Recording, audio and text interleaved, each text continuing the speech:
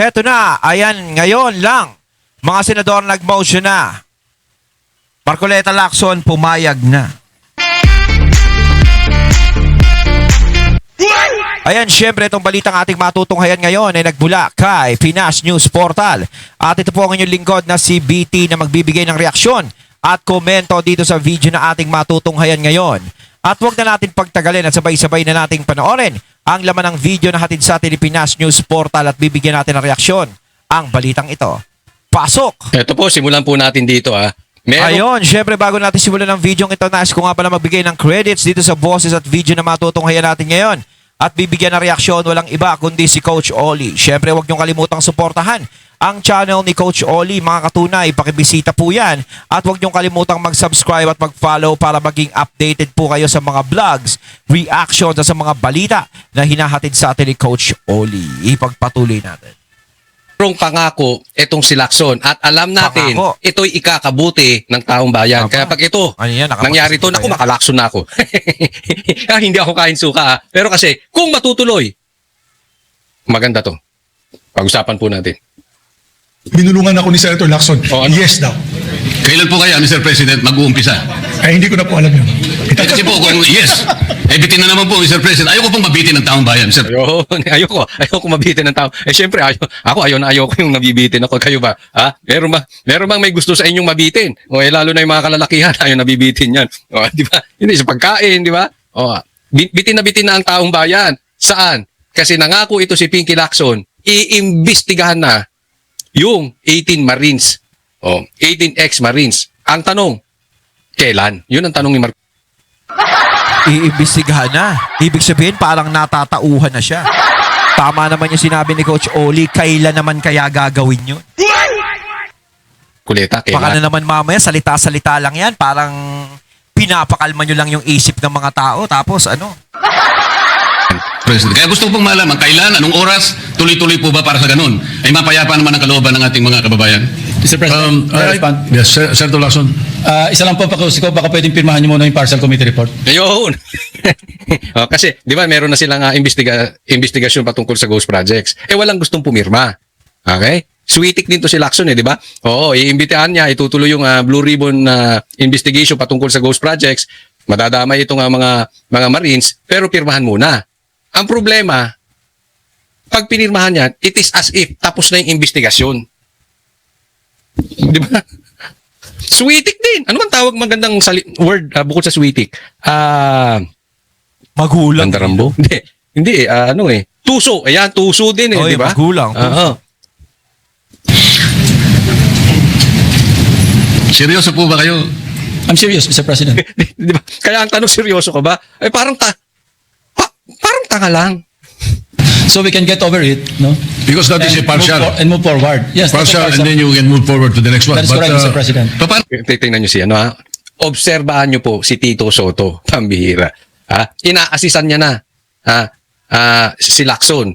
Okay? Parang, kumbaga sa boyfriend, ipinagluluto si Lacson, kakainin na lang. Ito, Pinky Lacson. Tayo naman kasi unawa natin, di ba? Parang alam mo naman, parang silang best of friends. Kaya tumakbo sila sa eleksyon. Ako, kay Tito Sen talaga, ang hirap talaga magsalita kasi Tito Sen. Diba? Bakit naman kasi nakisalo-salo ka pa sa mga ganyang klaseng problema? Dapat lumabas ka na sa ganyan. Kainin mo ko. Kainin mo ang pinagluto ko sa'yo. Ganon. Isubo mo yung niluto ko para sa'yo. Lacson. Parang ganon. Ano ko po Yes, but, again, para sa report, Mr. President, ang gusto ko makumpleto muna, kaya nga po ako'y nakikiusap, puntahan po natin ang mga potential areas of evidence. Kung payag naman po kayo, umuuna kayo, tinatanong ko lang ngayon, meron na po ba tayong schedule? Sana mo po, kahit weekly lang, Mr. President. Kita nyo? So, umuon May pangako Ibinulong na kay Subiri. Ang problema, may kondisyon. Pipirma. Gusto nang tapusin. Yung dating usap. Wala.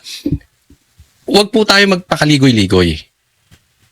Gustong tapusin ni Lacson. Huwag na tayong, alam mo, mahahati tayo dito Marami pong nagsasabi, tinalo ni Lacson sa debate si Marcoleta. Marami namang nagsasabi na si Marcoleta talagang dinurog si Lacson. No, maraming ganun eh. Depende kung nasa ang side ka. Meron syempre, na kahit kitang-kita, ako sa aking tingin lang talagang durug na durug si Lacson dito. Pero syempre, hindi aaminin yan nung makabongbong Marcos. Dahil syempre, may panic sila dito. Alam nila na pinoprotektahan ni Lacson si Bongbong Marcos. Kaya nga doon pa lang alam na natin eh. Anong side meron itong si Lacson tsaka si Tito Soto. Diba? Doon pa lang, kitang-kita na po natin. Pero, eto, bukod doon sa usaping sino ang nanalo sa debate na yan, si Lacson o si Marcoleta, dapat ang usapin, may nangyari ba doon sa investigasyon? Anong sabi ni Bongbong Marcos? Maraming makukulong. Lintik na yung mga pinupuntahan ng ebidensya ngayon Maraming laya. Sino makukulong. lang nakulong? Si Bong Revilla, na wala namang kinalaman sa flood control projects. Maraming makukulong. Tayo, napakinggan natin yun, ang tapang-tapang ng salita, pero wala naman talagang nananagot na matitindi. Ang hinihintay talaga natin, yung mga tao na talagang matataas na taong sangko talaga dyan, ay yun talagang mananagot. Sino lang naman yung mga pinapakulong nila? Parang mga kukulang ata yun eh. Wala pa ata sa galama yun. Diba? Alaman sa ghost projects, ginawang sacrificial lab Tapos si Bong Revilla. Hindi yan ang gusto ng taong bayang makulong. Sa madaling salita, meron na bang malinis o tagumpay na solusyon na nangyari? Wala eh. Tapos gusto nyong pirmahan para tapos na yung investigasyon na yon. Move forward tayo, bagong investigasyon. Ano kayo, hilo? Tapos na yung investigasyon. Hindi pa nga nila nare-resolve yung investigasyon na yon, tatapusin na agad. Yan ang hirap. Kung baga hindi pa nila natatapos. Kaya dito natin nakikita, nararamdaman na talaga parang silang may iniiwasan. Kasi parang alam na nila kung saan papunta yun eh. So, kung yung usapan na yun, kung saan papunta yun, kailangan hindi ito makarating doon. Ibig sabihin, hindi nila papayagan na makarating doon na maitapik pa yun. Di ba? Kailangan maharang natin to. Kailangan kung pwedeng tapusin natin agad. Kasi binabanggit na yung pinagkakautangan natin ng mga loob. Di ba? Tapusin na po natin ito. I believe that the Committee on Rules should tackle that particular question because today I found out that those members, those so-called ex-military soldiers that you're mentioning and the people behind it, some members of Congress filed a case of cyber libel on them. Kita nyo na ha. Okay. Sinong nakapanood ng vlog ko kagabi? O kahapon? Diniscuss ko yan. Di ba nagdemanda si De Lima? Alam naman natin yung demanda ni De Lima, hilaw na hilaw. At matagal pa. Wala namang nasusolusyonan na mabilisan sa libel, it will take years. Pero anong sinabi ko sa inyo? Itong demanda ni De Lima ay para lang mahinto ang investigasyon dito sa Senado. Kasi pag nakademanda na, sasabihin, hindi na namin pwedeng pag-usapan. Kasi sub judice. Bawal po yun sa korte. So, hindi na pwedeng imbestigahan. Yan yung sinasabi ni Tito Soto. Kita nyo na. Nakikita nyo yung direksyon nila. Kaya agad-agad nagdemanda tong mga animal na ito. Kaya ako walang karespe-respeto dyan kina De Lima. Oo, karapatan niya, pero alam naman natin saan ang patunguhan eh. Dapat may respeto pa yung mga yun. Ako, para sa akin, dapat di na respeto yung mga yun. Parang di sila karapat dapat irespeto. Doon sa vlog kong yun, sinabi ko, mag-partner si Lacson tsaka si De Lima. Lumalabas, dito sa boyfriend ni Lacson na si Tito Soto, tama yung mga pinagsasabi ko kahapon. Tama yung sinabi ko na mag-partner si Lacson at saka si De Lima. Tama rin yung sinabi ko, gagamitin nila yan para hindi na maimbestigahan. Pero tingnan nyo, sinong sumaklolo? Kasi nangako na to si ano, di ba? Nangako na si Lacson. Pero, ang tanong na lang, kailan? Anong oras? Bigla namang bumabawi to si Tito Soto, pambihira. Ginagawa niyong circus yung Senado. Ginagawa niyong comedy bar yan. Kaya Ano ba yan? sinasabi natin eh. Halatang meron silang pinipigilan. 'Di ba? Kasi talagang itong panahon na to, yung investigasyon na yan, alam naman natin talaga, paulit-ulit natin sinasabi, na wala namang mangyayari. Hanggat hindi nagpapalit ng administrasyon, ng gobyerno, walang mangyayari dyan. Sa mga flood control niya yan, sa mga ganyan-ganyan, mga mali-mali, walang mangyayari dyan. Nag-aaksaya lang lahat tayo ng oras. Kasi aasa lang tayo sa wala. Sa loob ng 3 taon, malabo talagang may managot dyan. Merong mga mananagot dyan, yung mga taong isasakripisyo, gaya ni Senator Bong Revilla. 'Di ba? Pwedeng may mga sumunod pa sa kanya. No? Yun ang gagawin nila. Pero yung pero yung inaasahan natin na ng mga taong bayan na yung talagang managot, yung as in 100% na may kinalaman, is hindi pa yun, hindi pa sa ngayon yun. Kaya talagang napakasakit man isipin, talagang walang mangyayari. Kahit sino pang pinakamalalakas na testigo ang lumabas at sabihin nila yung katotohanan, sige, maganda yun, sinasabi nila yung katotohanan para yung mga tao alam na nila yung gagawin nila. Pero sa tingin ko, hindi pa yun sapat para mapanagot kung sino yung mga dapat managot. Ang talagang tanging paraan dyan kung mag-iiba na ang gobyerno sa mga susunod. Doon sakaling mabuksan lahat yan. At doon natin makikita na managot ang mga taong dapat managot. Ayan, Tito Soto. Halatang halata kayo. And therefore, I think the Committee on Rules should check first whether we can call a hearing on that particular issue kung ganun mayroong kaso at mayroong ongoing case.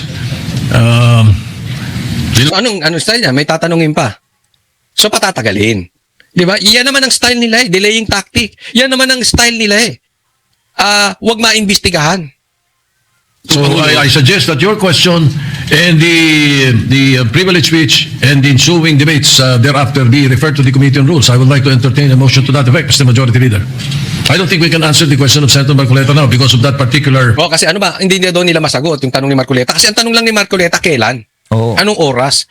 Bakit? Kasi alam niya to si So parang wala pang kasiguraduhan yun kasi hindi nila masagot. Kasi kung talagang kung nasa puso nila talaga na kailangan ma-resolve lahat ng mga iimbestigahan natin para magkaroon ng kapanatagan yung mga tao, is gagawin na natin yan sa lalong madaling panahon. Kaso wala binibitin-bitin lang nila. Kaya alam natin, ganyan mangyayari lang, bibitinin lang ng bibitinin yan hanggang sa lumimig yung issue na yan. Para nakikita ko, pinapalamig yung issue na yan eh.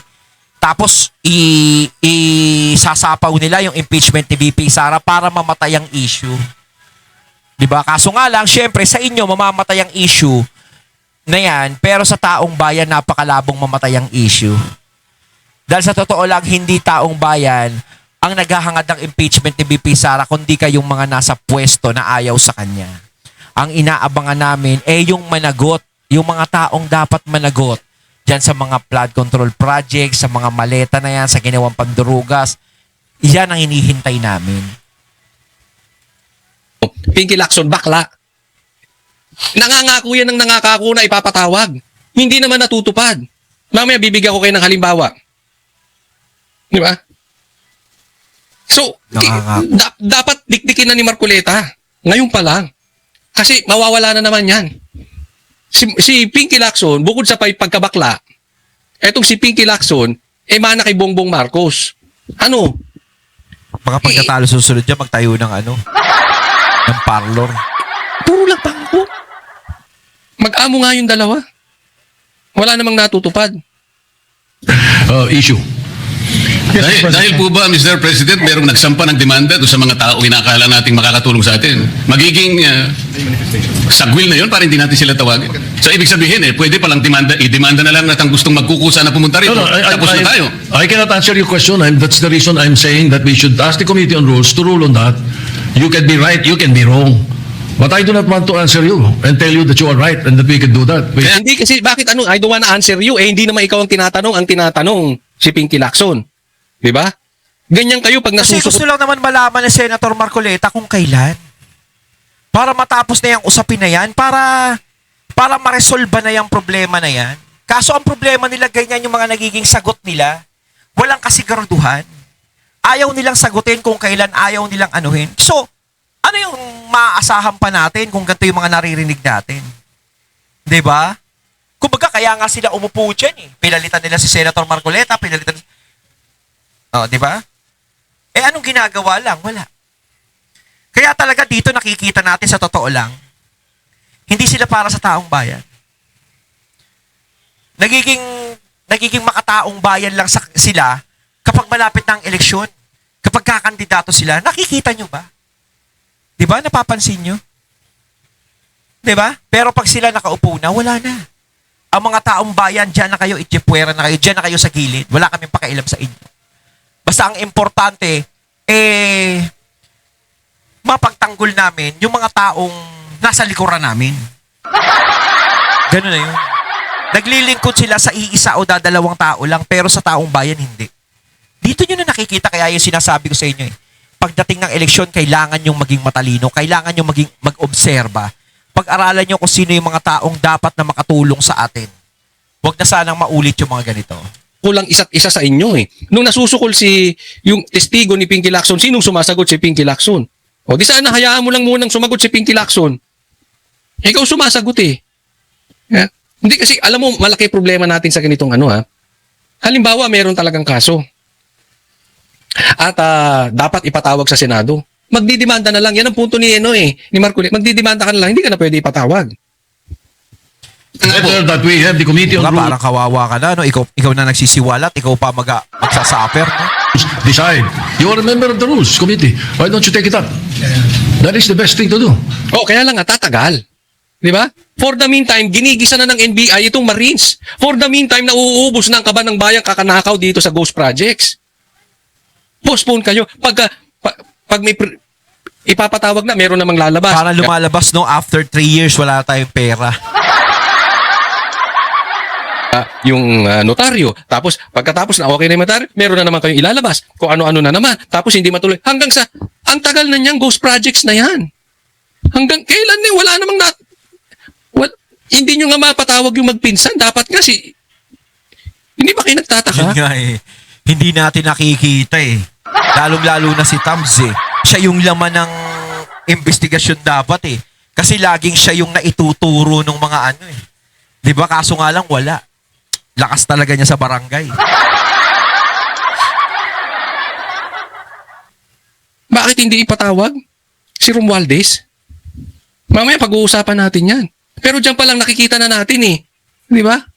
Inililigaw nila, idinidelay nila, hanggang sa yung pangako wala na nangyayari. Hindi na napatawag si Romualdez. Yan ay malaking Pangako halimbawa na hindi po pwedeng pagpabukas parati yung Tito Soto. And not belabor the issue. Majority Leader. Mr. President, I'm not belaboring the issue kasi po sumagot na si Senador Lacson. Oo nga, May boss. pagpayag na po. So wala na pong problema doon. Ang pinag-uusapan na lang para malinawan, schedule na lang po inihingi ko. Yes. He has not given the schedule yet. And he might even think of checking with the Rules Committee first on whether we can do that right away or not. Sinagot ng boyfriend yung pagkakamali ni Lacson. Di ba? Kasi mali yun Lumalabas mali. Iba talaga pag tropa